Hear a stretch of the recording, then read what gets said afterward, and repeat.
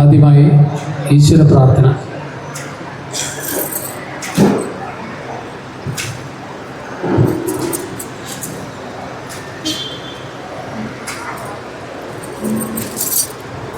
സരസ്വതീ നമസ്തുഭ്യം വരദേ കാമരൂപിണി വിദ്യാരംഭം കരിഷ്യാമി സിദ്ധിർഭവതു may സദാ.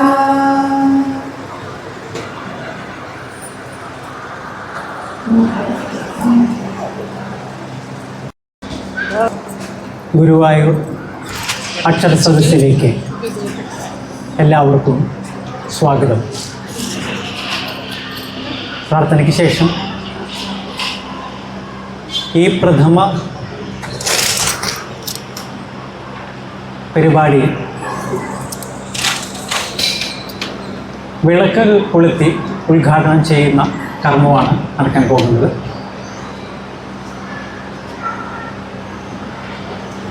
വന്നിട്ടുള്ള എല്ലാവർക്കും നന്ദി. ഈ ചടങ്ങ് ഉദ്ഘാടനം ചെയ്യുന്നതിനായി ആദരണീയനായ മുൻ ശ്രീകൃഷ്ണ കോളേജ് മേധാവിയും പണ്ഡിതനും മലയാള ഭാഷാ വിചക്ഷണനുമായ ശ്രീ ശങ്കരനാരായണൻ അവരുടെ ക്ഷണിക്കുന്നു.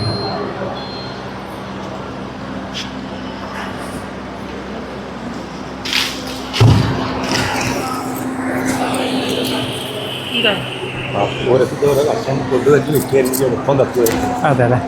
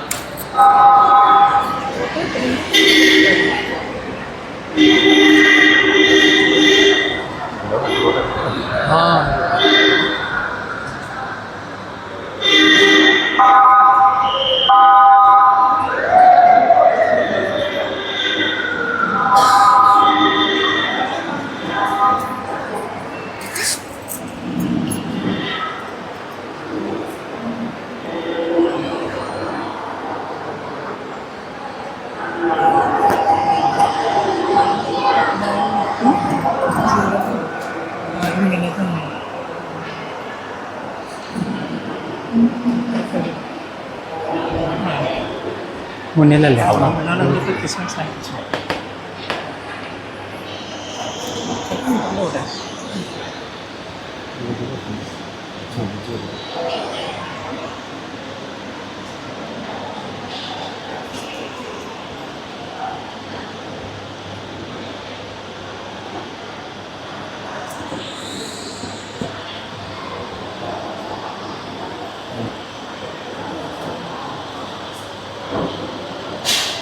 എഴുതിയില്ലേ രണ്ടെണ്ണം കത്തിച്ചിട്ടുണ്ടായിരുന്നു.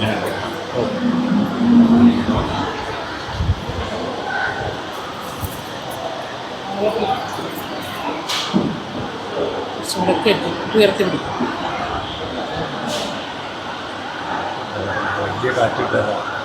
പുറത്തുനിന്ന് വരുന്ന കാറ്റ് അതാണല്ലേ? അതൊക്കെ ഓഫാക്കി അല്ലെങ്കിൽ പുറത്തുനിന്നുള്ള കാറ്റാണ്.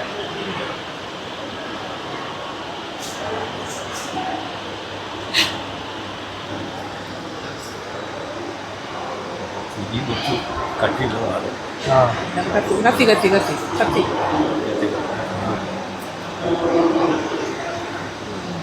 ഇവിടെയും കത്തിച്ചോ, ഇവിടെയും കത്തിച്ചോ.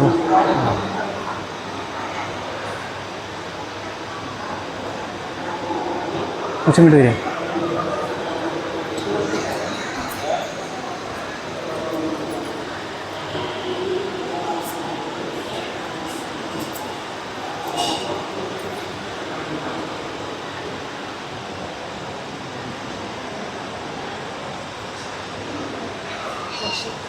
ഓട്ടോണെങ്കിൽ കത്തിച്ചോ.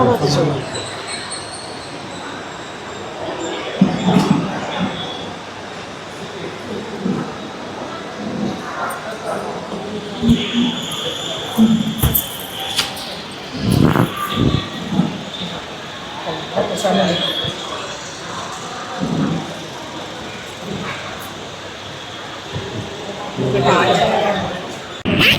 ബഹുമാന്യനായ ശ്രീ നാരായണൻ മാഷ് ഉദ്ഘാടന പ്രസംഗം നടത്തുകയാണ്. അദ്ദേഹം മലയാളത്തിലെ ഭാഷാ കവികളെക്കുറിച്ചാണ് പറയുന്നത്. സാന്ദ്രാനന്ദാവബോധാത്മകമനുഭവിതം കാലദേശാദിവ്യം നിർമുക്തം നിത്യമുക്തം നിഗമശതസഹസ്രേണ നിർഭാസ്യമാൻ അസ്പഷ്ടം ദൃഷ്ടമാത്രേ ഗുരുപുരുഷാർത്ഥാത്മകം ബ്രഹ്മതത്വം തത്താവത്വാദി സാക്ഷാൽ ഗുരുഭവനപുരേ അന്തർഭാഗ്യം ജനാന്. ആ ഗുരുഭവനപുരൻ ഭാഗ്യം നൽകിയ ലഭിച്ചത് കാരണമാണ് എനിക്ക് നിങ്ങളുടെ മുമ്പിൽ വന്ന് ഈ അക്ഷരാർത്ഥ സദസ്സ് ആളുകൾ ചേർന്ന് അക്ഷരാർത്ഥ സദസ്സ് സംഘടിപ്പിച്ചതിനെ ഉദ്ഘാടനം നിർവഹിക്കാനും സാധ്യമായത്. ഭഗവാന്റെ പാതാരബന്ധങ്ങളെ സ്മരിക്കുന്നു, പ്രണമിക്കുന്നു.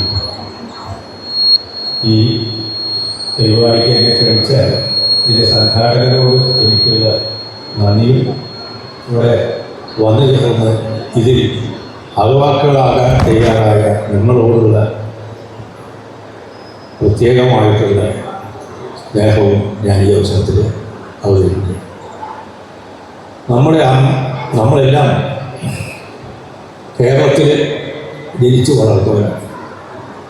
കേരളം നമ്മളിപ്പോൾ പഴയ ചരിത്രമൊക്കെ കേട്ടാൽ പരശുരാമൻ സൃഷ്ടിച്ചതാണ് എന്നും മറ്റുള്ള തരത്തിലുള്ള ഐതിഹ്യങ്ങൾ ഒക്കെ ഉണ്ടെങ്കിലും ഇവിടെ പരശുരാമൻ സൃഷ്ടിച്ചില്ലെങ്കിൽ ശരി, ഒരു ഭൂഖണ്ഡം നിലനിന്നിരുന്നു. അവിടെ ജനങ്ങൾ താമസിച്ചിരുന്നു. അവരുടെ ആശയവിനിമയത്തിന് വേണ്ടിയിട്ട് ചില സങ്കേതങ്ങൾ ഉപയോഗിച്ചിരുന്നു. ആദ്യകാലത്ത് ഉപയോഗിച്ചിരുന്നത് ഈ ആംഗികമായിട്ടുള്ള സങ്കേതമായിരുന്നു. പിന്നീട് വാചികമായി ഓരോ സന്ദർഭങ്ങളിൽ ഓരോ പ്രത്യേക സാഹചര്യം വരുമ്പോൾ നമ്മൾ ചില ശബ്ദങ്ങൾ പ്രയോഗിക്കുക, ആ ശബ്ദങ്ങൾക്ക് പിന്നീട് അർത്ഥം കൽപ്പിക്കുക, ആ അർത്ഥങ്ങൾക്ക് പിന്നീട് നമ്മൾ ചില സ്ഥിരമായിട്ടുള്ള ചില രേഖാരൂപങ്ങൾ അവതരിപ്പിക്കുകയും ചെയ്തു. അങ്ങനെ നമ്മൾ ഭാഷ രൂപപ്പെട്ടു വന്നു. ഇവിടെ ഉണ്ടായിരുന്ന ആളുകൾ, പൂർവികന്മാരായ ആളുകൾ സംസാരിച്ചിരുന്ന ദ്രാവിഡ ഭാഷയാണ്. ആ ദ്രാവിഡ ഭാഷ പിന്നെ പല ഭാഷകളുടേതായിട്ടുള്ള പ്രസരണങ്ങൾ കൊണ്ട് മറ്റ് സംസർഗം കൊണ്ടൊക്കെ പല രൂപമാറ്റം സംഭവിച്ചിട്ട് ഇന്നത്തെ രൂപത്തിലെത്തി. ഇതിനു മുൻപേ ഉണ്ടായിരുന്ന ആ പ്രാകൃത മലയാളം അല്ലെങ്കിൽ ആ ദ്രാവിഡ ഗോത്രത്തിൽപ്പെട്ട ഒരു പഴയ മലയാള ഭാഷ നിലവിലിരുന്നു. അത് നാടൻ പാട്ടുകളും അതുപോലെ തന്നെ ചില അനുഷ്ഠാന കലകളുടെ സാഹിത്യവുമായിട്ടാണ് മുന്നോട്ട് പോയിരുന്നത്. അതിന് പിന്നീട് ഇവിടെ നമ്മുടെ കേരളത്തിൽ പിന്നീട് കുടിയേറി പാർത്ത ബ്രാഹ്മണർ, അവർ ശാസ്ത്രവുമായിട്ടാണ് ഇവിടെ വന്നത്. അവരുടെ ശാസ്ത്ര പ്രചരണത്തിൽ അവരുടെ ഭാഷയും അവരുടെ വിശ്വാസങ്ങളും സാഹിത്യവും ഒക്കെ തന്നെ ഇവിടെ പ്രയോഗത്തിൽ വരുത്തി. അങ്ങനെയാണ് ഈ നാടൻ പാട്ടുകളിൽ നിന്ന് വ്യത്യസ്തമായിട്ടുള്ള നാടൻ പാട്ടിൻ്റെ സരണിയും സംസ്കൃതത്തിനുണ്ടായിരുന്ന സരണിയും കൂടി ചേർത്ത് ഒരു മണിപ്രവാള പ്രസ്ഥാനം ഇവിടെ രൂപപ്പെട്ടു. ആ മണിപ്രവാള പ്രസ്ഥാനം കുറേയൊക്കെ ഈ സംസ്കൃതത്തിന് കൂടുതൽ പ്രാധാന്യം കൊടുത്തിട്ട് അങ്ങനെയാണ് അത് വളർന്നത്. അതിൽ നിന്ന് വ്യത്യസ്തമായിട്ടാണ് നമ്മുടെ നാടൻ തനിമ നിലനിർത്തുകയും അതേസമയം നമ്മുടെ ഈ സാഹിത്യ കൃതികൾക്ക് വേണ്ട കാര്യങ്ങൾ അവതരിപ്പിക്കുന്നതിന് കുറച്ചുകൂടി ശക്തമായിട്ടുള്ള ഒരു ഭാഷാരൂപം വേണം എന്നുള്ള നിലയ്ക്കാണ് അതിലെ ഈ മണിപ്രവാളത്തിലെ ഉത്തമമണിപ്രവാളത്തിൻ്റെ ലക്ഷണമനുസരിച്ച് ഉത്തമമണിപ്രവാളത്തിൻ്റെ ലക്ഷണം തതുത്തമം ഭാഷാരസ പ്രാധാന്യമാണ്. ഭാഷയ്ക്കും രസത്തിനും പ്രാധാന്യം കൊടുത്ത ശൈലിക്കാണ് ഉത്തമമണിപ്രവാളം എന്ന് പറയുന്നത്. അപ്പോൾ ഭാഷയ്ക്കും അതുപോലെ തന്നെ രസത്തിനും അനുവാദങ്ങൾക്ക് രസിക്കുന്ന ആ ഒരു രീതി ആവിഷ്കരിക്കും. അതാണ് അക്കാലത്തുണ്ടായിരുന്നത്. അങ്ങനെ വന്ന ആ ഒരു ഭാഷാരീതി ഇവിടെ നടപ്പിലാക്കിയ ആളാണ് നമ്മുടെ തുഞ്ചത്ത് രാമാനുജൻ എഴുത്തച്ഛൻ. അതുകൊണ്ട് അദ്ദേഹത്തെ നമ്മൾ പറയുന്നു മലയാള ഭാഷയുടെ പിതാവ് എന്ന് പറയുന്നു. അദ്ദേഹം നടപ്പിലാക്കിയ ആ ഭാഷാരീതി തുടർന്ന് വന്ന പലരും അനുവർത്തിച്ചു. എഴുത്തച്ഛന് ശേഷം നമ്മുടെ ഭാഷയിൽ എഴുത്തച്ഛൻ അധ്യാത്മരാമായണം, അതുപോലെ കഴിഞ്ഞ മാസത്തിൽ കർക്കിടക മാസത്തിൽ കേരളീയ ഗ്രഹങ്ങളിൽ പാരായണം ചെയ്യപ്പെട്ടിരുന്ന ഒരു കൃതിയായിരുന്നു. ആ രാമായണത്തിന് ശേഷം അദ്ദേഹം തന്നെ ഭാരതം, ശിവരാത്രി മഹാത്മ്യം, അതുപോലെ തന്നെ ഭാഗവതം, പിന്നീട് ചിന്താരത്നം തുടങ്ങിയ കൃതികളൊക്കെ അദ്ദേഹം എന്നുള്ള കൃതികളൊക്കെ അദ്ദേഹം രചിച്ചു. അങ്ങനെ ഭാഷയെ കുറച്ചുകൂടി ഒരു കരുത്തുറ്റ ഏത് വിഷയവും കൈകാര്യം ചെയ്യാൻ പറ്റുന്ന ഒരു ഭാഷയാക്കി അദ്ദേഹം മാറ്റി. അദ്ദേഹത്തിന് ശേഷം വന്ന കവികൾ, പ്രത്യേകിച്ച് കുഞ്ചൻ നമ്പ്യാർ, കുറേ കൂടി ജനകീയമാക്കാൻ ശ്രമിച്ചു ഭാഷ. പല ജനങ്ങളുടെ അറിവിലുള്ള പടയണിക്ക് വടിയെന്നൊരു ആര് കേരള ഭാഷ തന്നെയ്ക്ക് സംഭവം എന്ന് പറഞ്ഞ അദ്ദേഹം പടജനങ്ങളുടെ ഇടയ്ക്ക്, സാധാരണക്കാരുടെ ഇടയ്ക്ക് ഭാഷയെ ഇറക്കാൻ വേണ്ടിയിട്ട്, അല്ലെങ്കിൽ ഈ പറയുന്ന അദ്ദേഹത്തിൻ്റെ കുറേയൊക്കെ ആധ്യാത്മിക കാര്യങ്ങളും അതുപോലെ തന്നെ സാരോപദേശങ്ങളും ഒക്കെ ആണെങ്കിൽ അതൊക്കെ സാധാരണക്കാർക്ക് പടജനങ്ങൾക്ക് മനസ്സിലാകുന്ന രീതിയിൽ അവതരിപ്പിക്കാൻ അദ്ദേഹം ശ്രമിച്ചു. അദ്ദേഹത്തിൻ്റെ 64ഓളം തുള്ളൽ കഥകൾ എഴുതിയിട്ട് അതിന് പുറമെ വേറെ കൃതികൾ അദ്ദേഹം രചിച്ചിട്ടുണ്ട്. അപ്പോൾ അതിനുശേഷം അദ്ദേഹം ആ കാലത്ത് പിന്നീട് ജനിച്ച ആളായിരുന്നു നമ്മുടെ പൂന്താനം. പൂന്താനം ആ നമ്മുടെ ഭാഷയെ കുറേ കൂടി ജനകീയമാക്കി. അതാണ് പൂന്താനത്തിൻ്റെ ജ്ഞാനപ്പാൻ, കുമാരഹരണം പാനം, പിന്നെ അതുപോലെ തന്നെ ഈ സന്താനഗോപാലം, ഇങ്ങനെയൊക്കെയുള്ള കൃതികൾ കുറച്ചുകൂടി നമ്മുടെ മലയാള ഭാഷ സാധാരണക്കാരിലേക്ക്, അതുപോലെ തന്നെ ആധ്യാത്മിക വിഷയങ്ങൾ സാധാരണ ജനങ്ങൾക്ക് അനുഭവേദ്യമാക്കാത്ത വിധത്തിലുള്ള ഒരു പ്രസ്ഥാനമാക്കി മാറ്റി. ഈ 3 കവികൾ തുഞ്ചൻ, പിന്നെ കുഞ്ചൻ, അതുപോലെ കുഞ്ചൻ, അതുപോലെ പൂന്താനം തുടങ്ങിയുള്ളവരുടെ ആ കാൽപ്പാടുകൾ വിട്ടുകൊണ്ടുകൊണ്ട് പിന്നെയും പല ആളുകളും നമ്മുടെ ഭാഷയിലെ കൃതികൾ രചിക്കേണ്ടായി.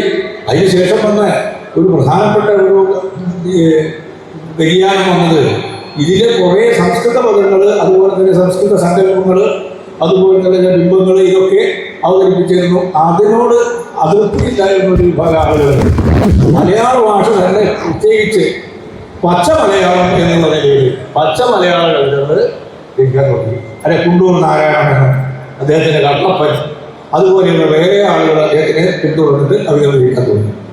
അത് കഴിഞ്ഞ് അപ്പം അങ്ങനെ പച്ച മലയാള കവിതകളും വേറൊരു ഭാഗത്ത് ഈ മണിപ്രവാളത്തിൽ ഉത്തമ മണിപ്രവാള അനുസരിച്ച് എഴുത്തച്ഛൻ്റെയും അതുപോലെ കുഞ്ചൻനമ്പ്യാരുടെയും പൂന്താനത്തിൻ്റെയും ഒക്കെ ചൂട് പിടിച്ചുകൊണ്ട് അവർ രചിക്കുന്ന ആളുകൾ വേറെ ഭാഗത്ത് അതിനൊക്കെ ഇരിക്കുന്ന കാലത്താണ് പിന്നെ നമ്മുടെ വള്ളത്തോളും പിന്നെ ഈ വാരണാശാനും അതുപോലെ പിന്നെ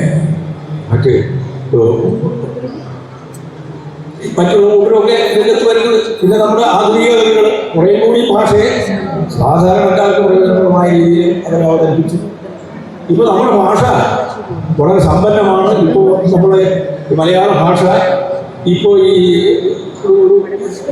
നമ്മുടെ സംസ്കൃതി ഇവരുടെ ലോകവൈദ്യത്തിൻ്റെ ലിസ്റ്റിൽപ്പെടുത്തിയിട്ടില്ല.